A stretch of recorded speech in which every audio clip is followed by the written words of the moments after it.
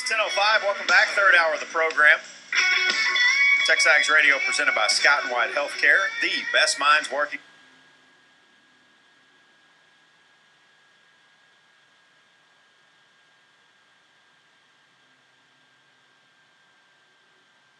as one, and same-day appointments at Scott & White. Go to sameday.sw.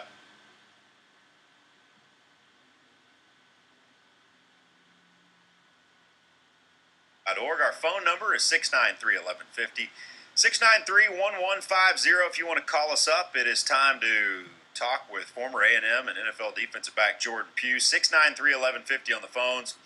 Inbox is busted, but you can tweet at us, and we want your mailbag questions. At TexAgs Radio on Twitter, you can ask Jordan Pugh anything. Coming up after we talk about the defensive line, he'll be with us for 30 minutes. Joe Evans, A&M softball head coach, at the bottom of the hour. And Annie and I will talk about that baseball game last night as the Aggies improved to 28-2 and 19-4 overall. Scored 13 runs in the third inning last night at Olsen Field in a battle of a couple guys who know each other quite well. Rob Childress, the A&M head coach, and the head coach of Sam Houston State, former A&M, what Rob liked to call his offensive coordinator, his hitting coach, the director of his offense, his third base coach, Matt Deggs, who was part of the genesis here, 06 to about 09 through 09, I believe it was, maybe 2010, was here at Texas A&M. So it's nice to see Coach Deggs again, but he probably wasn't too happy with that result. 19-4 Texas A&M win. All right, with that, let's go out to the hotline and out to Jordan Pugh. Jordan, good morning, man. How you doing? Doing good. How's everything going down there? It's good. 10 o'clock on a Wednesday, man. We're all down. We're going to give away the Pugh Award, but do you have a word of the week, or are we getting right into the award? You know what? I can give you a word of the week today. I can give you a little something. Yeah.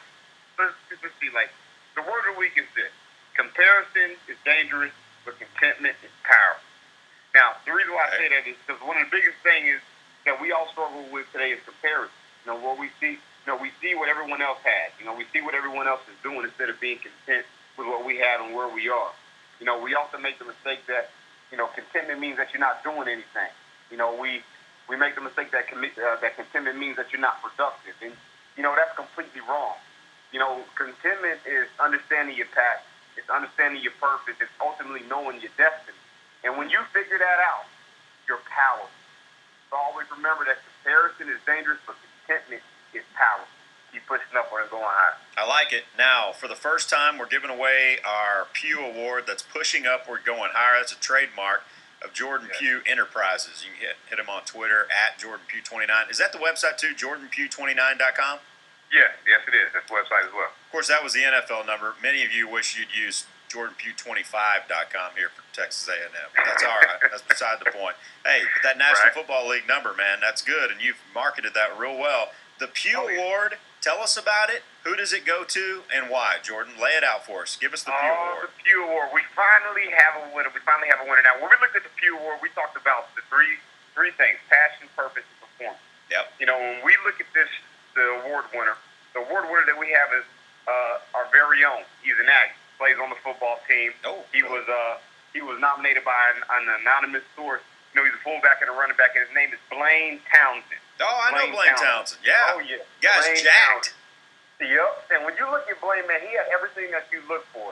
When you talk about an athletic passion for his team in the school. You talk about academic performance in the classroom. You talk about a community purpose. He possessed all those qualities. When you look at his passion, his biggest passion was mentoring kids and, serving and being a friend to the homeless, man. He's a big guy on faith.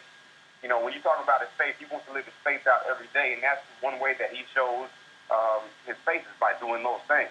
You talk about the purpose that he has, man. He volunteers at Faith City Mission in Wichita Falls, where his hometown is. Even in Bryan, he volunteers at the Twin Cities Missions in Bryan, where he's the hungry on a regular basis. Whenever he goes home, he serves sandwiches, makes sandwiches, serves water and snacks to the homeless. He organizes his friends when he gets back home to help do that. He's all over the place. He's a big brother down to the kids in Bryan and College Station, through the Aggie Hype program.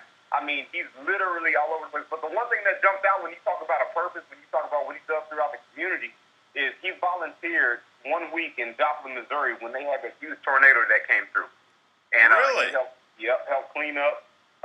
help get everything back in order up there. And that's something when I heard that jumped off. That jumped off the page. I mean, we could talk about the athletic side, everything else. But when he did that, I was like, this is perfect for him. Man, that is incredible, Jordan. What an incredible life story this is. And I'm glad you brought that up because, we hadn't gotten an opportunity to get to know Blaine Townsend very well. I do know his dad a little bit. He comes in and comes to our tailgates and everything. He's a great guy. And get to know a little bit about what the coaches think of Blaine. They think he blows up linebackers. He's a good fullback. It's just a matter of when and how, right? How in this offense and when does he get an opportunity to get on the field? But he's really stacked. He's got the perfect build for a fullback.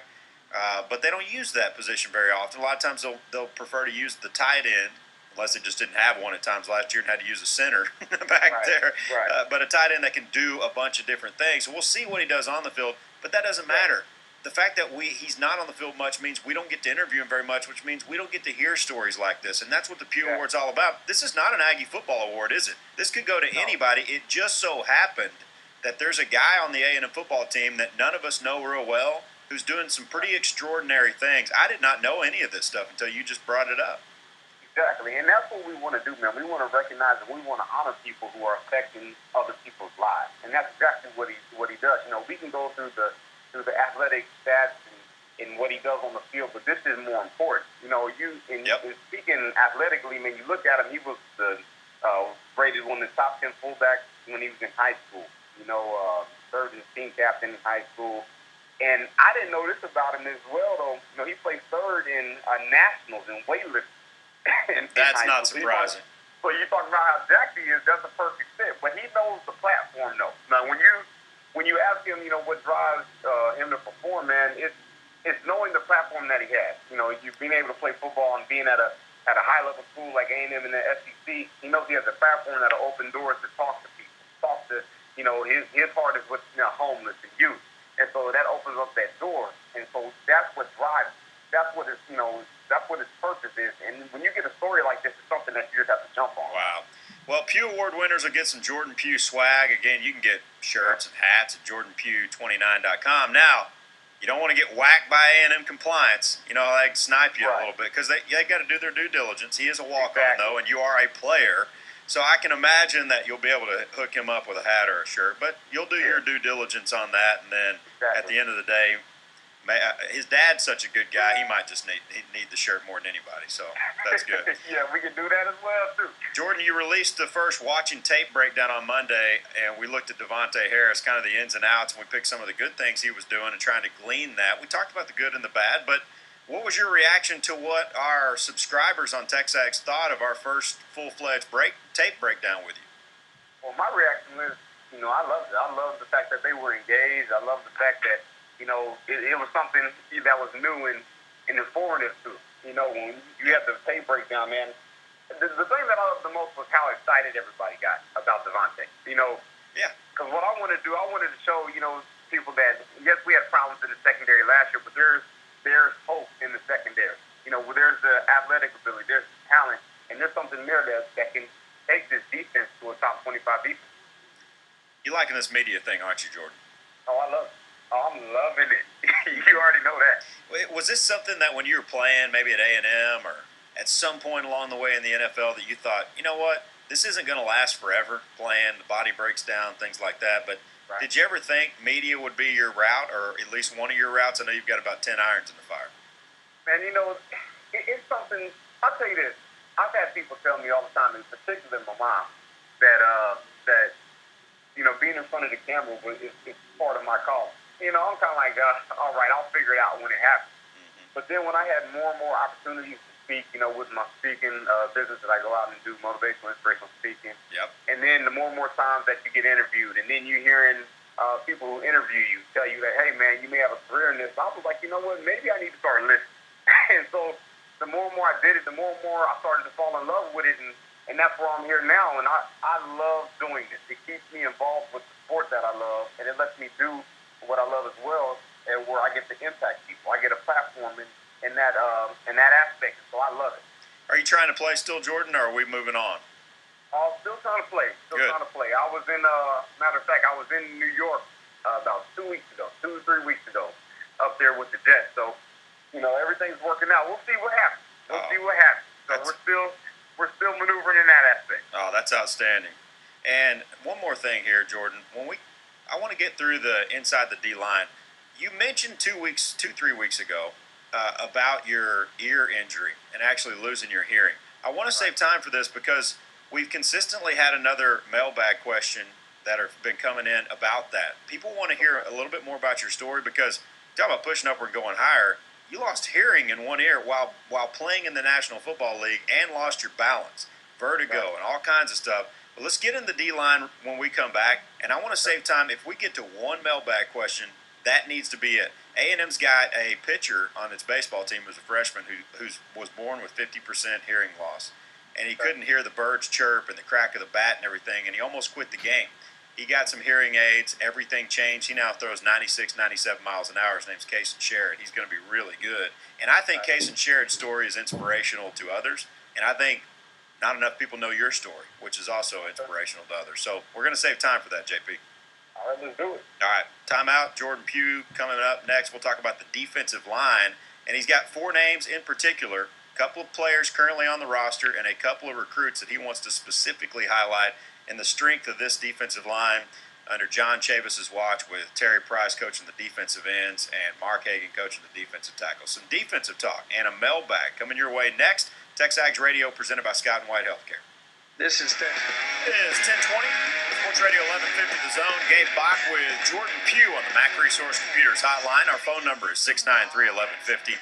You can text in at 229-1939 or not. You can actually tweet at us at TexAgs Radio. We're still hitting the refresh button to let you know when that Commerce National Bank's back up and running, but there's still opportunity to text and still opportunity to get your mailbag questions in for Jordan Pugh on Twitter at TexAgs Radio. We're looking for our tweet of the day because that's what we have to operate with, and you can put Annie Coons to work because she needs it, and you can get some good text, some good tweets coming in at TexAgs Radio if we want to do that. Let's go inside the defensive line with Jordan Pugh. And Jordan, obviously, it's the strength of the defense. I'd say on a bad defense last year, the D-line was the strength of that defense, and Terry Price did a great job. And now he's just coaching the defensive ends, and it all starts with the defensive ends and Myles Garrett. But as you and I talked about yesterday, and I know you want to point out, it goes beyond the talents and incredible ability of Myles Garrett, doesn't it?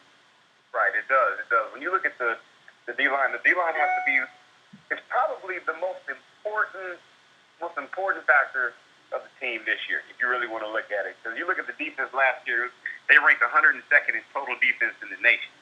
They gave up, they averaged 5 yards a carry. They've given up 5 yards a carry on defense. So the D-line really, really has to step up and make plays, in order for them to be successful in the SEC, especially in the SEC West. You got the teams, Alabama, Auburn, LSU, Arkansas, both teams that like to run it and pound it, man. They gotta be able to stifle that running so they can control the offense. When you look at, I want to look at two guys. I want to look at Deshaun Hall and Alonzo Williams. Okay. Those are my 2 spotlight guys that are here right now. When you look at those 2, I really like Hall. I like what he brings, and I think he could be perfect to be opposite of Myles Garrett. Especially in the scheme with Chavis and how he likes to get the edge rushers upfield and create havoc. I think he'd be perfect. He had 27 tackles last year, 3.5 sacks, 5 tackles for loss. I think he's the perfect Chavis style of guy, and I think he can create. He can get a lot of one-on-one matchups with Garrett on opposites. How much better does Garrett make Deshaun? Because Garrett is going to command probably the best tackle, and all the chipping is probably all the attention is going to be focused on Garrett. Exactly. And when you look at Hall, and this is what a lot of people don't see. A lot of people Hall gets overshadowed by Garrett. I think. You got to use Garrett's phrases. It is what it is. But when you look at Hall, though, this is somebody who can come into their own. I think he can make a huge impact. Yeah, and remember, Jordan, I was going to just continue that conversation, and just to throw something else at you is, remember last spring he didn't go through it, and he was still light in the upper body because he had 2 shoulder surgeries last offseason. Exactly. Now he's gained almost 20 pounds. Exactly. When you see them, especially being at practice last week, those 2 men, same kind of body build. I see the same athletic ability on both sides, man. You talk about 2 edge rushers. it could be a dangerous combination with him and Garrett on those two edges. And then when you bring in Alonzo Williams, when you're looking at him, 57 tackles. He was second on the team, 4.5 sacks, full quarterback hurry. He's another guy who can get one-on-one matchups, especially if Hall is starting to shine. You already got Garrett. You know what he's going to bring. They're going to have to double team, or they're just going to have to single block, the whole D-line, especially with what these three guys can bring. When you got Williams, he's aggressive at the point of attack. Great hands. I mean, he can cause havoc. You get these three guys rolling, it's a nice little combination that they have on that D-line. Yeah, and we can't really overlook the impact and value that upperclassmen with a lot of experience, multi-year starters or multi-year key contributors can have in the trenches, right? Be it offensive linemen or defensive linemen. Look no further than a guy like, Kirby Ennis as a fourth-year junior, or not a senior year because he got hurt, or Spencer Neely as a senior who had been around, or Julian Obioha as a senior too. That guy's going to provide a big impact and make some big plays, even though maybe he doesn't necessarily just perfectly fit the mold of this, pin your ears back and get to the quarterback type of defensive end, all-out aggression, but he's a smart player. And Deshaun Hall now in his third season, Jordan, and Alonzo Williams, what is he, a fourth-year junior, if I'm not mistaken, something like that? I'll be a fourth-year junior, yep. I mean, that you can't underestimate the value of a guy who's been in there and knows what it's like in the trenches. I mean, we talk about all these young players, but the value of that upper-class experience is very important. Well, you also talk about the value of the experience. I mean, you got to look at this. You have experience, especially 2 or 3 years now with each of them in the SEC. Yep. And then you're bringing Chavis in. So now you have an entire spring to get his system down. You know what I mean? Especially when you're looking at Hall, who couldn't even perform right. And so now you're looking at the combination that this D-line has, man. I think it can be very dangerous, and it helps the linebackers. It helps the secondary. It helps everybody play better because they're getting that rush. They're causing havoc, And then if you take it to another aspect, you look at two guys that are coming in. You look at, Dalen Mack and Kingsley Keke. These two guys, I think, can come in and make an impact. But I'm going to tell you something. The more and more that I watch film, the more and more that I study these guys, the one who I'm really excited about is Keke. Really? That's the one. When I watch him play, I'm telling you, man, this guy, good leverage. You talking about hands. Anybody doesn't know anything about the D-line, hands are vital. And when you talk about the defensive line, to be able to separate, get off blocks, and make plays. And his first step is quick. Dalen Mack has all those same things. His first step is explosive. He's a disruptor. Great leverage, great body control. He can play the 3 or the 1 technique. But when you see these two guys, Keke, man, I'm telling you, there's something about Keke. He had 39 tackles for loss, 19 sacks, 53 quarterback presses, 5 forced fumbles, 8 pass breakups. This is Kingsley Keke we're talking about. With those two coming in, I think it makes a nice combination. You can create a rotation on that D-line that's real good. Do you look at it on the defensive tackle front with those two guys a little bit like, I'm not saying by comparison as the type of player they are, but in terms of their position, you look at it as, right now Adams got a big bowling ball, 0 nose, or a 1 technique in Zakoven Henderson. And then they've got Alonzo Williams, who's a little more long, lengthy, the Tony Jarrett-Eddy kind of build, and more of a 3 technique on a 4-3 front. Somebody like that. Do you look at it like that, where Mack is your 0 nose, obviously? Is Keke more of a 3 tech in your opinion? I see Keke as 3 tech. And I see the thing that makes them good is they can both move. So when you talk about, in the football terminology, they call it running games or stunts, where they slide to different holes. Both of them can do that. They have the ability to do that. Now, you add, the Alonzo Williams, the Halls, the Garrett, and you get that whole D-line who can move. Man, you can confuse offensive linemen by running different types of stunts, especially if you have a good 0, a good 1, and a good 3 technique in those 2 D-lines, in those 2 D tackles, And so, with Keke, I see Keke being that 3 technique, and I see Mack being the 0 or the 1 technique in that defense. And I think it's something that could be dangerous. Jordan Pugh's with us on the Mac Resource Computers Hotline. Time for your calls at 693-1150. We have a few minutes for that if you'd like to call. Even though he's on the phone, we've got 2 open phone lines, so you can always call in and ask Jordan a question or tweet at us. We'll take that, throw it inside the Commerce National Bank inbox. You can tweet at TexAgs Radio on Twitter. Now, I'm going somewhere with this, but hear me out here, Jordan. You played 4 years at A&M. You were a corner, then a safety, then a corner, then a safety. And I know some of those years you had one position coach for all the defensive backs, but didn't you have a couple of years where Macmillan and Van Malone split it, and you had a position coach for the corners and a position coach for the safeties? Yes, I think. Let's see. You're going down memory lane now. See how this worked out. My freshman year. I think it's 08. Yep. Freshman year was Malone. Sophomore year, I almost Coach Clay was the safeties coach. That's right. Junior year was Matt. Senior year was Malone.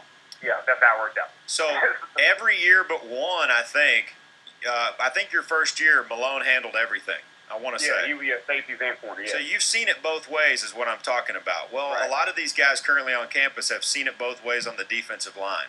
They've seen it to where Price handled all of them, and when they got into group in training and individual and stuff, they were all together. Well, now I'm out there this spring, and I'm seeing them sometimes together, but sometimes separated, and they do have two position coaches now. The DTs get specific training from Hagan. The defensive ends oftentimes because they have a separate coach now. How much can that help a lot of these young guys that now a group of 15 is now paired in half, and it's a group of 6 or 7 for individual and the training periods during spring ball and on into fall camp? Well, it's huge. So when you look at it, it's specific training in details with your coach. You know, when you have one coach who controls, and I use my experience as a secondary, when you use one coach to control the entire secondary, it's hard for him to be able to manage all the guys that are in the room. And then it's hard for him to be able to manage each position group. So you're looking at 4 people on the field, sometimes 5 or 6, depending on what package you have. You're trying to coach each and every one of those guys up. But when you give one guy to be solely, specific to your position, you talk about the fine detailing. You talk about understanding your positioning, understanding how your position works within the scheme of the defense. It's something that, it can greatly improve the defense, and then it also adds added value to the mental side of the game for the guys as well, because now it's more focused in on what they do. It's more focused in on their part, and that's something that, you can't take that value away. Now, let's not kid ourselves. It also helps that A&M's got maybe the best pass rusher in the country, Myles Garrett, right? Oh, of course. There's not much coaching that has to go on when you have somebody of that talent. If we're being honest, we got to be honest about the situation. But it also helps everybody else, too. Because even Garrett, now, Garrett came in and just did his thing as a freshman. But when you talk about Garrett, man, there's an entire upside that he has. He hasn't even tapped into the full potential that he has. He was a freshman playing. And so you get that localized, coaching. You get the detailed coaching. Man, that's something that can benefit him greatly. All right, 2 minutes left, Jordan. Tell us the ear story. What happened and how'd you get through it? Man, 2 minutes ain't going to do it. It's not going to be enough. All right, give us the teaser, and then we'll start with it next week. How about that? I'll give you the teaser. So, finally got into my, 4th year? Yep. 4th year of the league. Finally was the starter. Finally got to be the full-time starting free safety for the Redskins. And going through OTAs and practice, basically spring practice at the NFL up there. And that first week, one of the best weeks I ever had. Then something started happening funny with my ear situation. I started feeling off balance. My ear was, I felt like I had an ear infection. Long story short, I come home for the Memorial Day weekend. And I go to sleep on a Friday night. I wake up the next morning, literally couldn't stand up. The entire room was spinning. My family was out of town. It was literally just me by myself. I didn't know what was happening. I thought I was having a stroke or something. It was a feeling that I couldn't even describe. Wow. And so, I called. Eventually, I was able to get the ambulance to the house and got to the house, and we found out that it was some type of ear infection, labyrinthitis, and it's a virus that attacks the nerve to my ear that connects to your brain and through my balance ball. And it got to a point where I couldn't walk from that point on, from Memorial Day all the way up to the second week of July. I couldn't walk, couldn't run, do anything. I had no idea if I was even going to play that season. Wow. But anyway, I got back. I got back up 2 weeks before training camp started. I finally got the clearance from the doctor to get up and get to running. My balance finally came back. The doctors told me that it would be at least a 6 to 7 month recovery at minimum. At minimum, it'd be that long. And they said that's just to walk. But a week before training camp, I was able to run, got the chance to run and do all that. Got back to Washington, passed the conditioning test, and I was practicing the next day when we reported to training camp. Wow. And it led up to this point where, and then we can go into a whole nother story about when I got back to training camp. I was the starter in OTAs, but when I came back, I was third string. I went from first to third. Let's pick that up. Let's pick that up too next week, because we want to talk about you're still dealing with it now, but it's not. Right. It's not impeding your ability to do what you are always asking us to do, and that's keep pushing. So I think there's a big story in there, and I want to spend enough time on it. So I think that'd be a good message, and a word of the week would actually be the rest of the story, if we can do that. Let's do it, and that's another reason why I want to give out the Pugh Award, because I've been in positions where people needed help, and I've also been in positions where I've helped people. And when you get to recognize, people impacting someone's life, man, that's great. And that's why, you got stories like I have, stories with Blaine. That's why it's so big to me to keep pushing upward and going high. Let's do it, Jordan. Always enjoy the time, brother. All right. I appreciate it.